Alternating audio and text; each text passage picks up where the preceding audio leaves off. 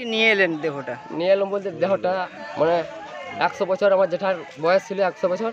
আজ মোটামুটি দিন 10 থেকে খাওয়া দাওয়া করেনি, ফল জল এই সকল খেয়েছিল। হঠাৎ কালকে মোটামুটি ওই রাত মানে 11:40 হঠাৎ করে দেখা যায় যে মানে কোনো খাবার খেছে না বা গলাটা ঘর করছে। সেই সময় আমার জেঠার ছেলেটা মুখে জল দেয়, তারপরেই 11:40 মারা যায়। আজকে আপনারা কোথায় নিয়ে এসেছেন, কিভাবে নিয়ে এলেন? আমরা এখানে বক্রেশ্বরে এসেছি দাহ করার জন্য। আর বড় বাবার মনের আশা ছিল যে ব্যান্ড পার্টি বাজার পরে আমাকে নিয়ে যা, সব দাহটা করবি, এই বলে আর সব দাহ করতে এসছে। আপনার নাম? আমার নাম হচ্ছে মেতন বাদ্য। নিয়ে এলেন এবং কি কি করেছিলেন?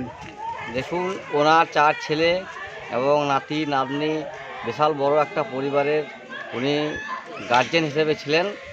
তাই ওনার আশা ছিল, ওদের পাড়াতেই 3-4খানা ব্যান্ড পার্টি আছে, তাই ওনাদের আশা ছিল যে ব্যান্ড পার্টি করে আমার মৃতদেহ যেন বক্রেশ্বর অবধি নিয়ে যাওয়া হয়। তাই সেই আশায় ছেলেরা এবং গ্রামবাসী, পাড়ার লোকজন, যে পার্টির ব্যান্ড পার্টির যে লোকজন আছে, তারা আশা পূর্ণ করেছে। এবং যিনি মারা গেছেন ওনার নাম হচ্ছে পাথর রবিলাল বাদ্যকর।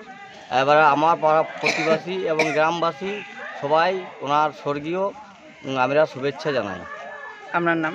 আমার নাম আকাশ মাল, গ্রাম গৌরগঞ্জ।